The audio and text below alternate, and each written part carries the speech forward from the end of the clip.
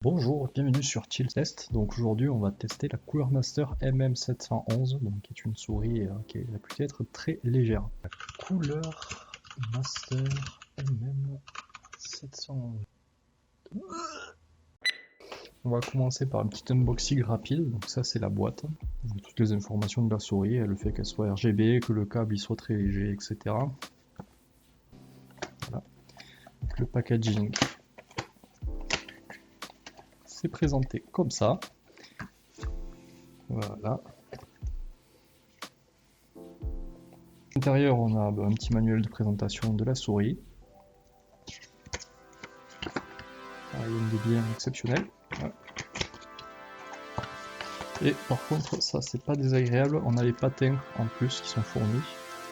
Donc si vous avez envie de changer les patins qui sont un peu usés, plutôt que de payer 5 ou 15 € sur Amazon, vous avez un petit pack de remplacement. Voilà, c'est tout ce qu'il y a dans la boîte.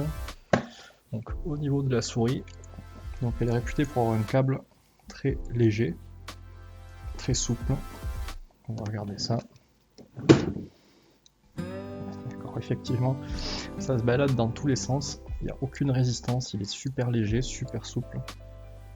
C'est pas désagréable. Si on regarde par rapport à une autre souris que j'ai ici, le câble est super rigide. Donc ça reste du câble tressé. C'est un câble qui est de bonne qualité, mais bon, quand vous lâchez la souris, le câble il peut faire bouger la souris clairement, quoi. Là, ça n'arrivera pas. Au niveau de la souris en elle-même, bon, c'est une souris à trous. Donc pour les trypophobes, les gens qui ont peur des trous, c'est pas terrible, mais moi le premier, hein, sur le design, j'étais pas forcément confiant, j'avais pas aimé au début. Puis bon, j'avais hésité entre la G502, qui est une souris qui est quand même assez lourde, mais qui est ergonomique, avec plus de boutons, qui est à peu près dans la même gamme de prix, et je suis toujours passé sur une souris à plus de 100 grammes ergonomique. Pour l'instant, c'est ce que je pensais qui me correspondait le plus. Et j'ai pris le parti de tester une souris légère comme la Cooler Master, avec certes une forme qui n'est pas aussi ergonomique, moins de boutons, mais ça reste une souris qui a l'essentiel. C'est-à-dire on a quand même les boutons de pouce, on a un bouton pour le DPI, et on a une molette crantée qui fait le taf. Pas désagréable. Bon, c'est pas une molette débrayable comme on a sur les Logitech, etc., mais ça suffit largement. Donc le principal intérêt de cette souris, c'est qu'elle est légère, elle fait 60 grammes, donc elle est à peine plus lourde que sa consoeur, la MM710, qui elle n'est pas RGB. Mais celle-là, elle doit faire quelques grammes de plus, elle est RGB, ça suffit. On va faire un test du bruit des boutons, on va tester la solidité de la souris, on va regarder que tout tient comme il faut, et on va faire un petit test sonore. Puis on va passer vite fait sur le logiciel Cooler Master pour voir comment on peut personnaliser la souris. Petit test du bruit de chaque bouton. Donc déjà on peut tester d'appuyer sur la souris, ça bouge pas trop. Seul point peut-être un peu négatif, c'est les clics. Si on bouge latéralement, ils sont pas bloqués, donc ça bouge un petit peu. C'est vraiment pour chipoter, mais c'est le seul point négatif que je trouverais sur la souris. À la limite, c'est vraiment le clic qui peut un peu bouger dans tous les sens. Bon, ça reste très acceptable, c'est vraiment en cherchant le défaut là où il l'est pas. Au niveau du bruit et des boutons, je vous laisse écouter.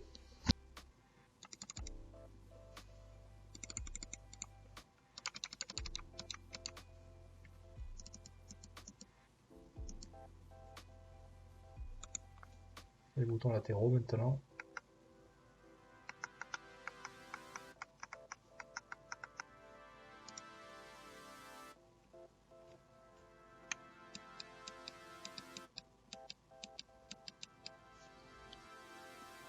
Bon, également, si vous cherchez une souris qui est à votre taille, ce que vous pouvez faire, vous prenez vos 3 doigts, vous les prenez à la deuxième phalange, vous mesurez, vous prenez la mesure et cette mesure doit faire la largeur de la souris. C'est comme ça que vous savez que vous avez une souris qui est bien adaptée à votre main.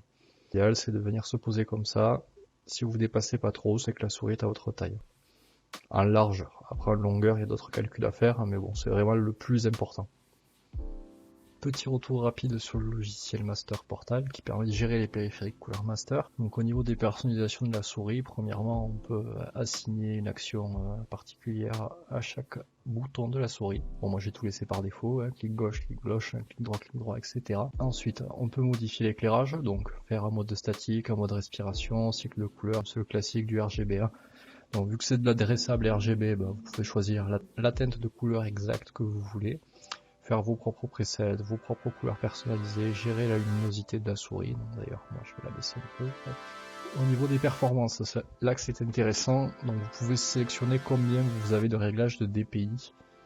Donc par défaut tout est activé, moi j'en ai laissé que 2 parce que j'en utilise que 2, donc j'ai laissé 800 DPI sur Windows et 400 DPI pour les jeux. Vous pouvez également faire votre propre réglage de DPI personnalisé. Voilà, ils vont jusqu'à 32 000, je sais pas si ça va jusqu'à 32 000 honnêtement, je pense que ça bloque à 16 000. Vitesse du double clic OS, donc c'est la vitesse à laquelle il vous faut faire un double clic sur Windows pour actionner un programme, donc le double clic classique. Temps de réponse des boutons, on peut personnaliser, moi je l'ai mis au minimum, je vois pas trop l'intérêt d'ajouter du temps de latence sur la réponse des boutons, mais vous pouvez le faire. Taux d'échantillonnage 1000 Hz, verrouillage de l'angle, c'est pour pas que vous puissiez bouger la souris quand vous la levez un petit peu. Distance de décollage bas, alors ça c'est super quand vous avez une sensibilité qui est basse, notamment dans des FPS, que vous voulez faire des flicks, c'est-à-dire les flicks c'est quand vous bougez rapidement votre souris pour vous déplacer, ou qu'il y a quelqu'un qui arrive sur le côté et vous voulez rapidement vous déplacer. Quand vous avez une sensibilité qui est basse, vous allez faire un premier mouvement, lever la souris, faire un deuxième mouvement. Et si vous avez une souris qui capte le mouvement assez haut sur le tapis, vous allez avoir un effet spaghetti, vous allez avoir le personnage qui va regarder en l'air et qui va faire n'importe quoi, là ça n'arrivera pas, parce que vous pouvez sélectionner une distance de décollage bas, et ça on voit vraiment la différence en jeu. Donc sensibilité à l'OS, ça c'est soit sur Windows, soit sur leur logiciel que vous pouvez régler, et ajustabilité de l'angle, c'est là que vous allez pouvoir régler si vous activez le verrouillage de l'angle ou si vous le désactivez, l'angle à partir duquel votre souris va capter le déplacement sur votre tapis. Ensuite macro, là, à vous de voir, vous pouvez faire une macro pour votre souris, donc une combinaison de touches particulières pour les MMORPG ou ce genre de choses. Voilà, c'est plus une souris qui est adaptée pour les FPS, mais bon, après on peut quand même faire du LoL et du MMO, c'est juste qu'il y a quand même moins de raccourcis que sur certaines autres souris. Et les profils, donc là vous pouvez enregistrer jusqu'à 5 profils, les importer, les renommer, les exporter, vous faites ce que vous voulez. Donc voilà pour Master Portal. Maintenant on va regarder en jeu ce que la souris donne, voir si c'est efficace et si les promesses sont tenues sur la légèreté.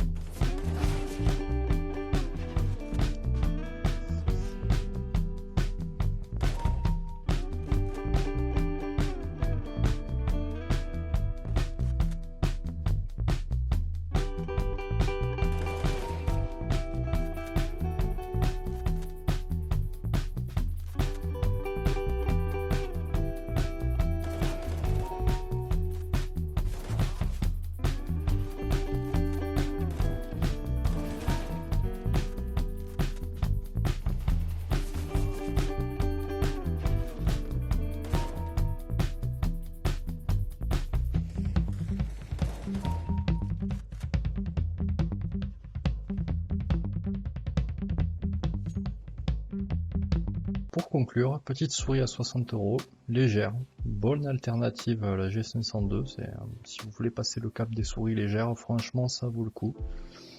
Les finitions sont très bonnes, la glisse est très bonne, les patins en téflon font très bien le taf. C'est minimaliste, il y a un petit peu de RGB si vous aimez qu'il y ait un peu de couleur.